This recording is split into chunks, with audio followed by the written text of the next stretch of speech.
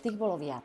Ja musím povedať, že tým, že moja kariéra netrvá 5 rokov, ani 10, ani 20, tak samozrejme, že za tú dobu sa stali veci, ktoré boli zlomové, ktoré ma vždy nejakým spôsobom posunuli, preklopili vlastne tú cestu zase trošku viac doprava, doľava.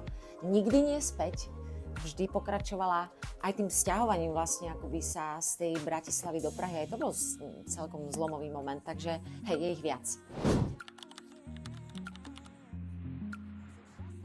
Bude to určite Znova a zas, tak sa volá vlastne celý album. Tá pesnička mi príde celkom taká akože výstižná aj v tom posolstve, o čom je. Aj hudobne ma veľmi baví.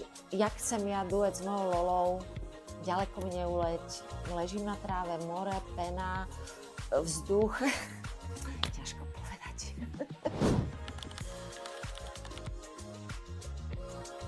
Bruno Mars, o tom dosť často snívam. Nie, ten ma vážne baví.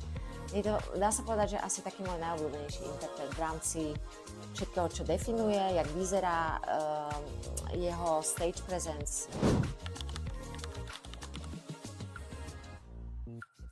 Rob presne to, čo ti hovorí tvoje srdce. Ničím iným sa nenechaj zmiasť.